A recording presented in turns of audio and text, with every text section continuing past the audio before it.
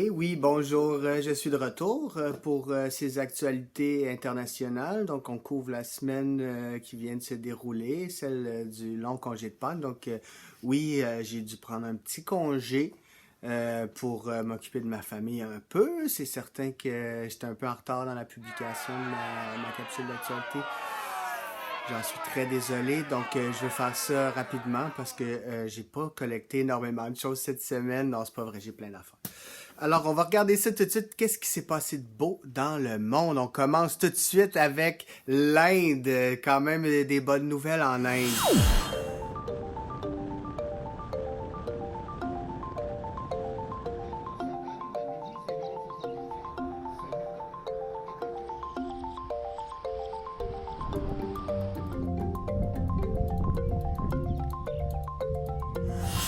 Ah, le beau ciel bleu. Désormais possible de le voir dans les grandes villes indiennes comme New Delhi. Hein, mais qu'est-ce que ça avait de l'air avant, le ciel, souvent dans ces grandes villes-là?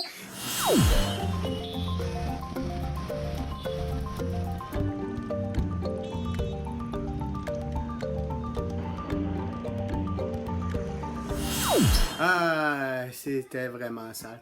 Mais sinon, en Inde, on a trouvé aussi d'autres façons d'intervenir auprès de la population pour les sensibiliser. Vous avez vu dans un précédent vidéo qu'on y allait de coups de bâton. Maintenant, on utilise une toute nouvelle stratégie.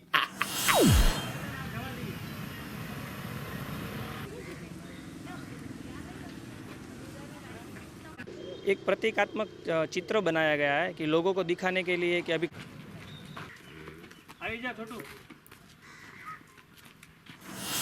Donc, on vient de voir des Stormtroopers coronavirus en Inde qui attaquent les villages comme ça pour leur dire de pas sortir en grand nombre dans les rues.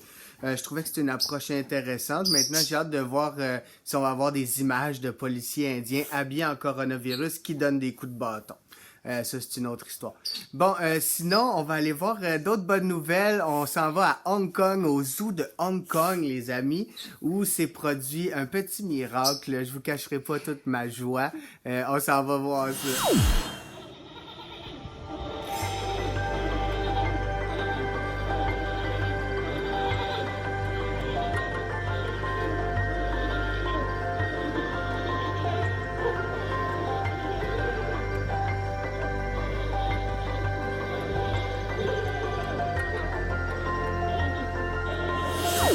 Ah, c'était mignon les petits pandas, les amis, hein? Oui, ok, donc c'est ça. C'était, selon les experts, là, vraiment, le besoin d'intimité était nécessaire. Ça faisait 10 ans qu'ils ne s'étaient pas reproduits, ces beaux petits pandas-là. Maintenant, avec l'absence de visiteurs, ils ont pu accomplir leur devoir conjugal.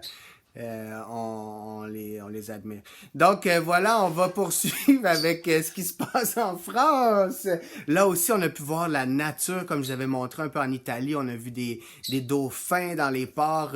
Au Japon, on a vu aussi des cerfs. Eh bien, il s'est produit la même chose en France, des cerfs dans les rues de certaines villes. Donc, on va aller voir les belles images. Je trouve ça tout le temps fantastique. On va regarder ça.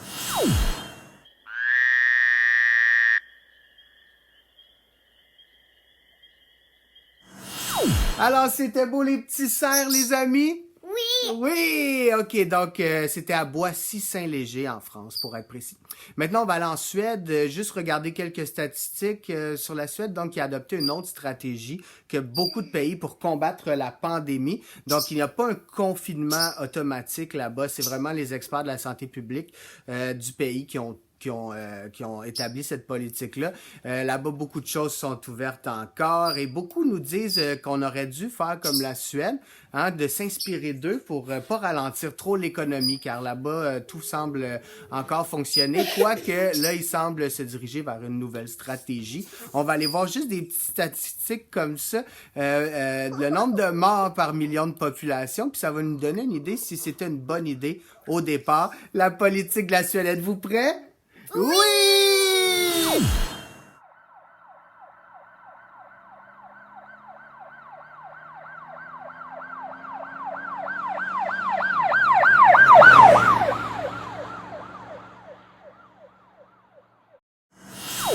OK, alors voilà, donc les statistiques de la Suède sont très alarmantes. Un pays de 10 millions d'habitants, un peu plus populeux que le Québec, avec des statistiques qui dépassent le nombre de morts par million d'habitants, celles des États-Unis.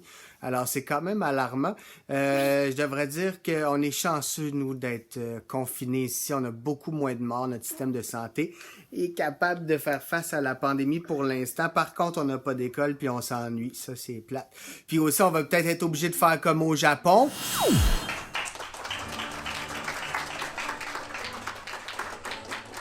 趣でお二方操作していらっしゃるようですが。 C'est vraiment original. Moi, je pense qu'on pourrait faire ça aussi au collège. On a tous les moyens nécessaires. On a les tablettes. Je vois très bien notre bon directeur général, et beau aussi, poser comme ça avec vous, là, puis vos faces de tablettes, puis des robots. Ça serait quand même, ça serait spécial. Mais c'est sûr que ça serait mieux en vrai, je pense. Hein? Faire la graduation, là, je pense. Mais oui. OK, alors on va poursuivre avec les nouvelles des États-Unis. Walking out of this Ohio parking lot is a woman who just attended a church service with dozens of other people, including children. Can I ask you about your decision to go to church, to be inside that building? I wouldn't be anywhere else. Aren't you concerned you could infect other people if you get sick inside? No. People who don't go to this No. church. I'm covered in Jesus' blood. I'm covered in Jesus' blood. If I get corona, I get corona.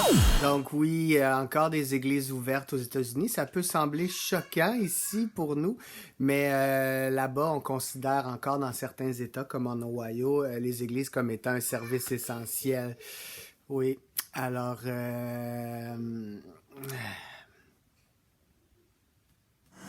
COVID-19! COVID-19.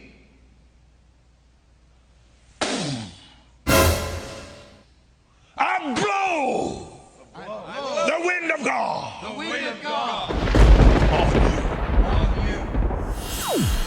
OK, je me ravise. Je pense que ça fonctionne, le sang de Jésus, finalement, après avoir regardé la vidéo de ce pasteur démoniaque.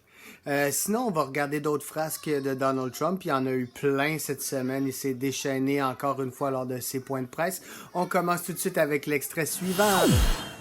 And we're going to put a hold on money spent to the WHO. We're going to put a very powerful hold on it, and we're going to see.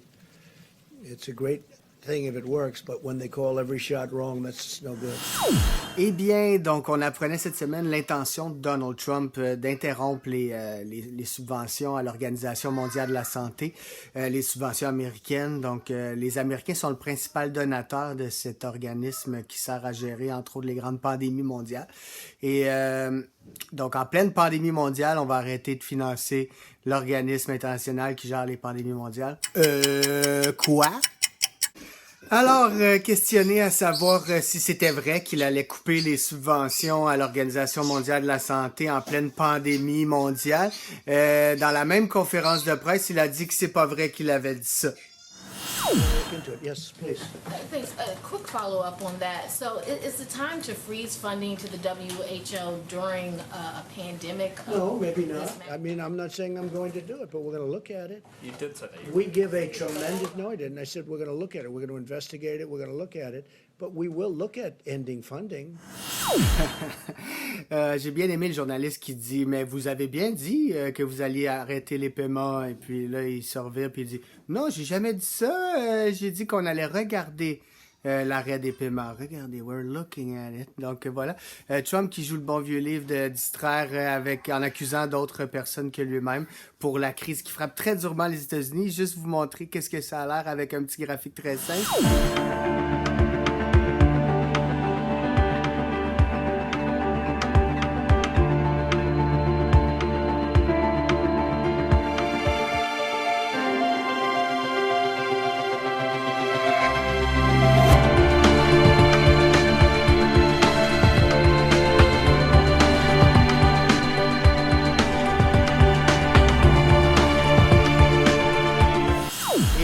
Trump a été très sévèrement critiqué justement pour son inaction. Pendant 70 jours, il a refusé de mettre en place des mesures afin d'atténuer la crise.